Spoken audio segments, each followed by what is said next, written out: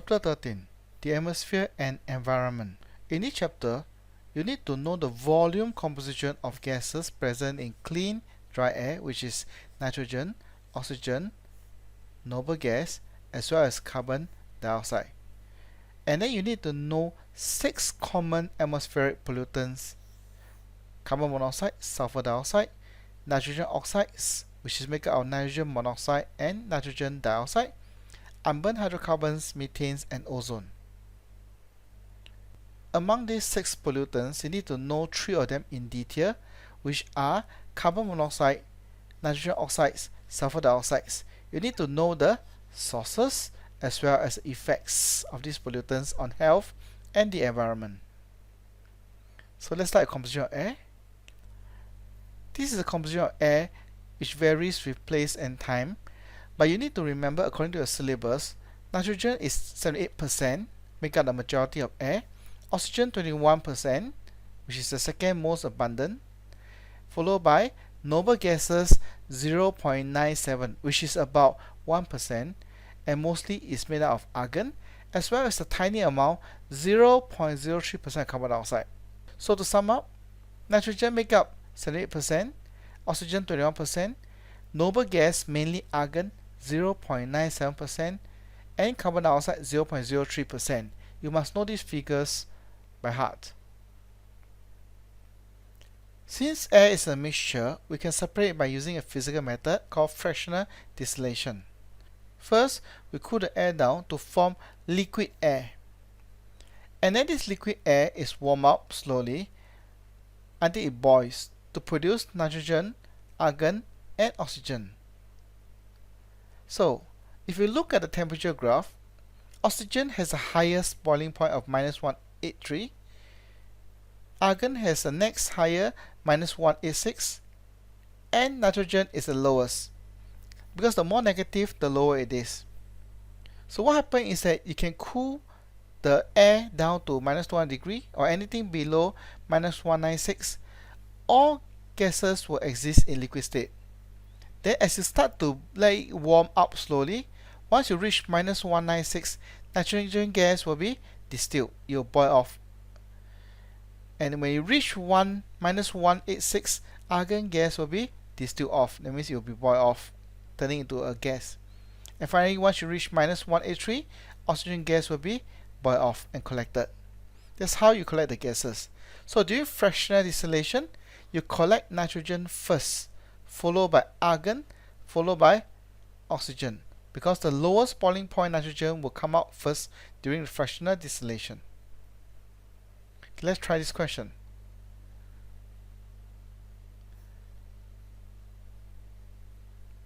Now this diagram is not very exact in terms of drawing, but we know that A is the most abundant, so we know that nitrogen should be A, followed by B, which is oxygen, and C and D. If you look carefully at what we learned just now, D is more than C according to the pie chart.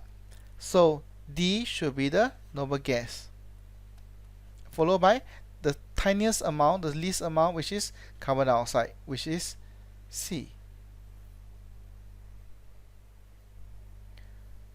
Now this question is quite interesting. It comes out quite often in exam. First of all, you have steel wool. Steel is made up of iron, and therefore it will rust in the presence of oxygen and water. Now what happened after a few days, several days? Something must have taken place inside this test tube itself. When there's air and moisture, the oxygen in the air will cause the steel to rust. Hence, as the steel rusted, the oxygen will be used up. And remember, the oxygen makes up about 20% of the air. Okay, to be exact, it's 21%. So, if the volume of the test tube is this amount, so if use up 20% means the water will rise by 20%. Hence, the water level will reach D. This is about 20% of the volume of air. So when oxygen is used up, water will rise to level D. So answer should be D. Another similar question is like this. Okay, but this one is not talking about clean air. This one is about bottled gas. Now what happened? Let's analyze this diagram here. 100 cm cube of bottled gas is used for diving. Okay, so what happens is that you heat these copper turnings. Copper, when heated, you form copper 2 oxide. Oxygen will be used up. So if oxygen is used up, it means that out of 100 cm cube of the gas, if it's normal air, 20% will be used up. So the final volume should be 80 cm cube. But this is not talking about normal atmospheric air, but talking about the bottled gas. So let's look at the diagram here. It started out with 100. After the gas passed over a few times, you realize it stabilized at 70 cm cube. In other words, 30 cm cube of gas is gone. And this 30 cm cube should be the oxygen, because oxygen will be used up. So since 70 cm cube left, so 30 cm cube must have used up, and 30 cm cube over the original volume 100 cm cube times 100, that gives us 30%. That gives us 30%. Okay. Next, air pollution. In this section, we'll learn about some common air pollutants, how they are produced, and the effect of these pollutants on health and environment. So what is air pollution? Air pollution is a condition. It's a situation, it's a condition which air contains a high concentration of chemicals that may harm living things and damage non-living things. For example, when we're having haze, we call it air pollution because the haze can harm human beings, can harm living things. So when the air contains a high concentration of chemicals, it becomes more harmful to living things, and that situation is called air pollution. Air pollution can be caused by solid particles or harmful gases. So they are solid or gaseous form. Either way, they will still harm living things or damage non-living things. Now, solid particles could be in the form of soot. As you can see, black smoke. Black smoke, actually, the soot is made out of carbon particle. That's why it looks black. And harmful gases that we need to learn in this chapter, there are 6 of them. Carbon monoxide, which is one oxygen, sulfur dioxide, nitrogen dioxide, and of course also nitrogen oxide, unburned hydrocarbon, which you can think of it as petrol and so on, methane, and ozone. These are the common air pollutants you need to study. We need to go through only in details for 3 of them. The first one is carbon monoxide. Please learn exactly what word to use to describe this. How is carbon monoxide produced? It's due to incomplete combustion of fossil fuels. And this fossil fuel contains carbon. Okay, and it can happen in power station, factories, and so on. And why is it that you need carbon? Because if you have a fuel that's hydrogen, no matter how incomplete is the combustion, you never produce carbon monoxide, because hydrogen can only produce water. If it's unburned, it's only hydrogen. Alright, so you need a carbon to produce carbon monoxide due to incomplete combustion. The other way to describe, in simpler way, you can say incomplete combustion of carbon containing fuels. And this is how it looks like. When you write equation, you do not need to write both CO and C. You just need to write CO will do. So in any chemical equation, you want to show how carbon monoxide is produced. You just need to write, for example, methane, burn in oxygen, produce carbon monoxide, and steam. The rest don't need to write. So the rest don't need to write. Okay, no need to write. So this is how this equation shows carbon monoxide is being produced. Now, what's the effect of carbon monoxide? Carbon monoxide is very poisonous. Why? Because it binds. It binds irreversibly, or I can use the word permanently. Alright, permanently. Permanently means when carbon monoxide combined with hemoglobin, it will never break up anymore. It's a permanent bond with hemoglobin. And it forms carboxyl hemoglobin. And because when it forms carboxyl hemoglobin, is as good as making the hemoglobin unable to carry oxygen. Because hemoglobin can carry either carbon monoxide or oxygen. It cannot carry both. So the moment you form carboxyl hemoglobin, oxygen cannot attach to hemoglobin anymore. Hence, it reduces the ability of hemoglobin to carry oxygen. It causes headache, fatigue. Fatigue is tiredness. Okay, or breathing difficulty. It can damage heart due to the shortage of oxygen. It can cause death as body tissue do not receive oxygen for respiration. In short, how do you describe the effect of carbon monoxide? Please memorize this paragraph. You can say that carbon monoxide binds permanently with hemoglobin, preventing it, the it refer to hemoglobin, from carrying oxygen, and hence causes headache or death due to shortage of oxygen. This is a short form to write. The second one you need to know in detail is sulfur dioxide. There are two ways sulfur dioxide is being produced. First, combustion or burning or combustion of fossil fuel, for example coal.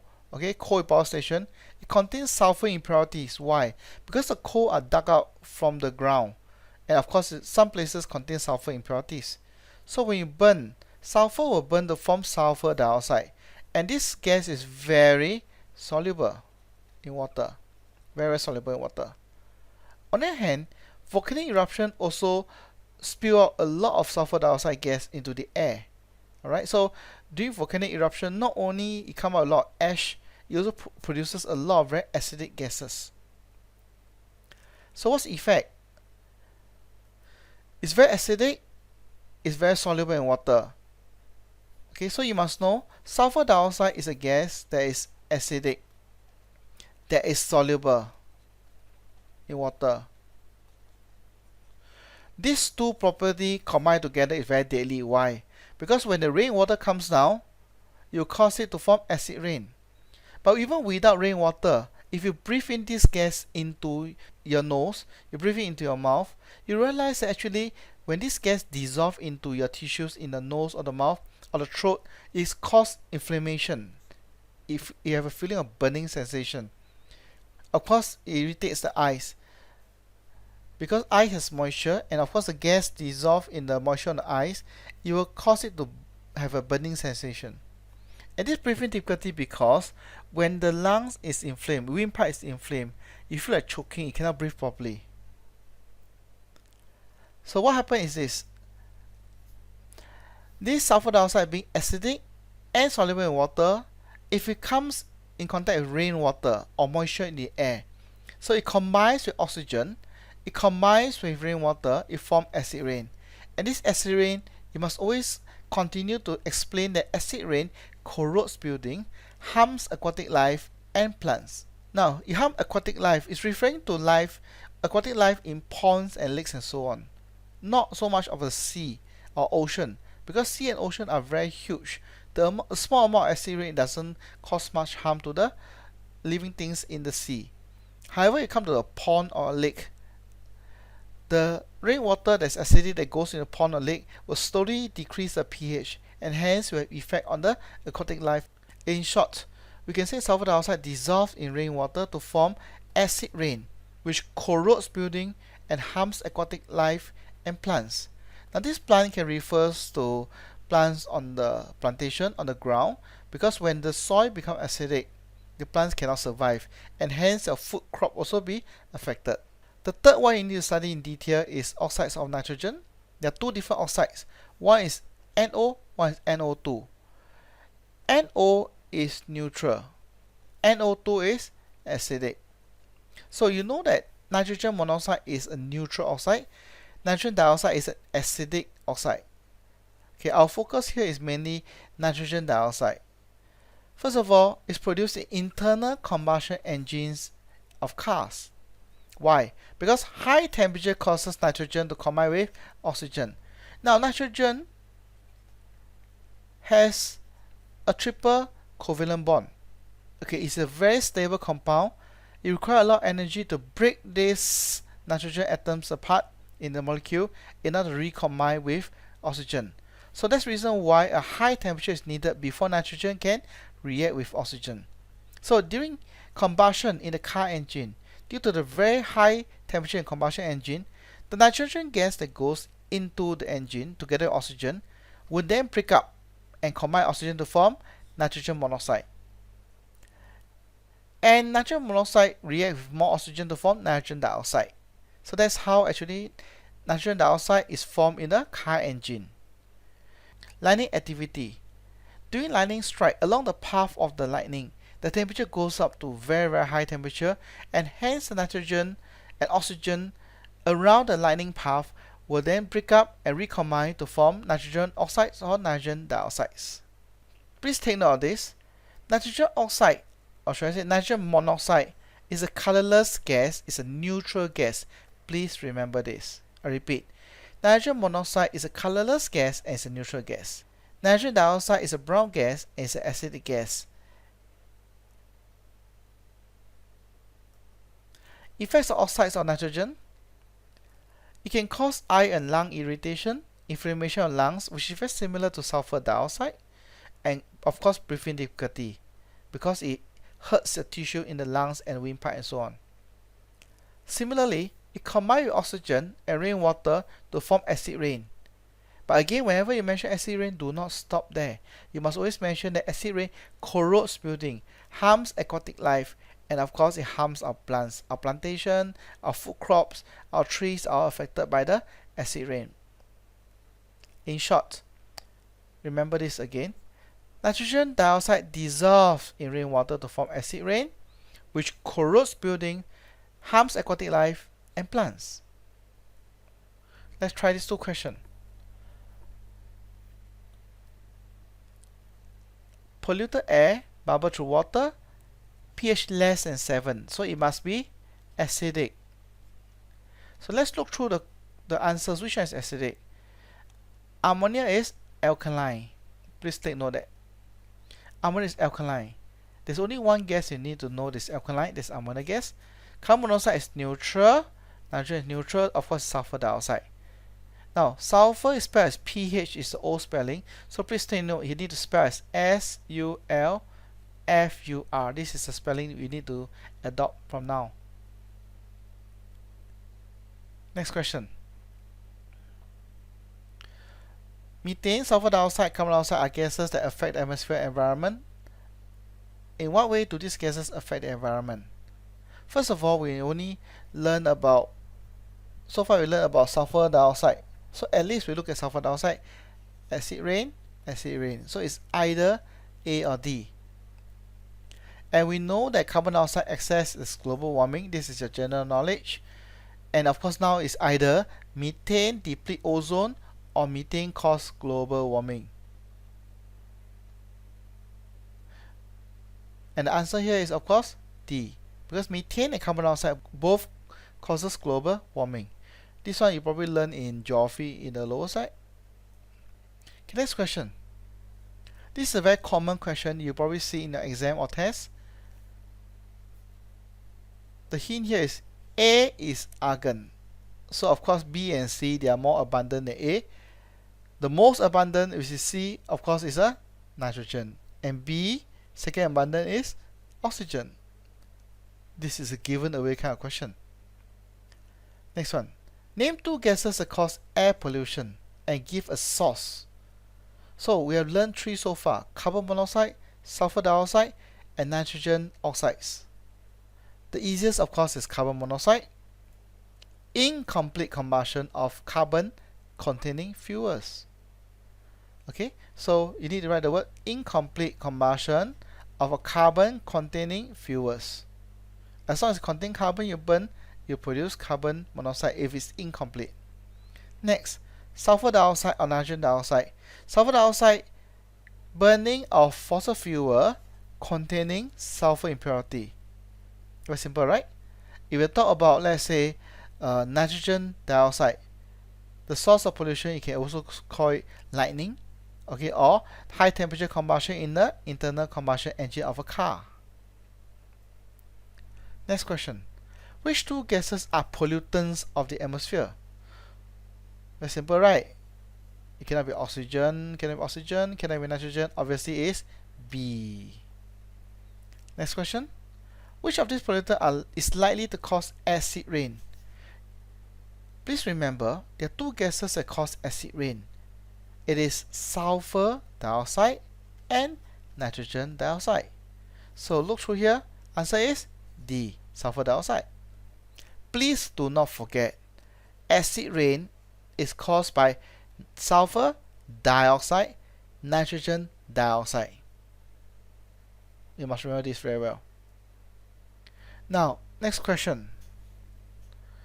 The river where the water sample was taken from was located near a power station. So power station, there must be burning of some kind of fossil fuel. The water was tested with universal indicator that showed pH of 2.0, and that's quite acidic. Name one gas that could contribute to this. Explain how this gas is formed. So there are two gases that actually can cause the pH to go down to be so low. Of course, nitrogen dioxide or sulfur dioxide. So answer is sulfur dioxide. And how is it formed? When fossil fuel containing sulfur impurities are burned in power station. Very simple. Fossil fuel containing sulfur impurities burnt in power station. Because the question says power station. Okay? Please don't say that, because of volcanic eruption. Because down here they already mentioned power station question. So they expect you to write something about the power station. So if you want to write about nitrogen dioxide, you can say that high temperature combustion in the power station. Because power station need to burn fuel. So at a very high temperature combustion, nitrogen gas that goes in together oxygen can also react oxygen to form nitrogen dioxide. That way also can. Now, as other sources of pollutants, we need to know 3 more sources of pollutants, but we do not need to know the effect of them. First, unburned hydrocarbon. For example, petrol. Released in car exhaust and chemical plants. Whenever you fill petrol at the petrol kiosk, we open out the cap to the fuel tank, there's bound to be some petrol vapor that escape. So this can be unburned hydrocarbons. It can be methane also. Methane is another pollutant produced when plant animal matter decay. So you find methane in the sewage. It also can be released by digestion of food in cow and sheep. In fact, when the cow and sheep they fart, the gas that come out from the backside is also methane. It can be produced when rubbish in landfills decay. In some countries, they actually bury their rubbish under the ground. So when all this rubbish in the form of, let's say, organic wasted food material and so on, they decay, they actually form methane gas. The next one is ozone. Ozone is good, it's very helpful and it's high up in the atmosphere. It helps us to shield off the ultraviolet radiation. However, at ground level, take note, ozone at ground level is not good. Okay, how does it form? It formed when nitrogen dioxide in the air reacts with unburned hydrocarbon in the presence of sunlight. So the NO2, just how we first learned earlier, NO2 react with unburned hydrocarbon, which is another pollutant we learned here. In the presence of sunlight, they form ozone. So take note, effect of these pollutants are not required. Okay, but you need to know general knowledge. Methane, carbon dioxide are greenhouse gases. Greenhouse gases means the gas can trap the heat and cause global warming. That's for general knowledge. Okay, let's go a bit into details of the acid rain. What is acid rain? Acid rain is formed when sulfur dioxide, remember the two names, sulfur dioxide and nitrogen dioxide react with water in the atmosphere. For example, rainwater or moisture in the air. So when sulfur dioxide dissolves in water, it forms sulfurous acid. Take note, it is not H2SO4, but H2SO3. It's called sulfurous acid. Then, this sulfuric acid is then oxidized or converted to sulfuric acid. Okay, converted to sulfuric acid. Nitrogen dioxide reacts with water and oxygen to form nitric acid. So for both sulfur dioxide and nitrogen dioxide, they require water and require oxygen to form the final product of sulfuric acid and nitric acid. And what's the effects of acid rain? Acid rain acidifies lakes and streams. that means rivers, or even ponds. It causes aquatic plants and animals like fishes in the water to die. It leaches nutrients from soil. Leaches mean wash away. So when all the nutrients that is water soluble is being washed away or dissolved in acid and washed away, what happens is that the plant will wither and die because insufficient nutrients for the plant to grow. It becomes like barren sand. Acid rain also react with metals and carbonates. So what happens is that marble, limestone buildings, statues, structures, they all corrode. Okay? And metal bridges are also damaged by the acid. Take note, metals and carbonates, they react with acid. Remember, MCB, metal, carbonate or bases, either one of them, they will react with acids. So down here, acid rain will corrode metals, they react with carbonates and so on. So we'll come to the end of this chapter, which is very simple. Let's summarize it very quickly. The atmosphere, when it's clean, dry air, it consists of, very importantly, 78% nitrogen, 21% oxygen, 1% of noble gas and carbon dioxide. Carbon dioxide is 0.03 and noble gas is 0.97%. And it may contain pollutant. So what are the pollutants? The pollutants, you need to know, there are 6 of them.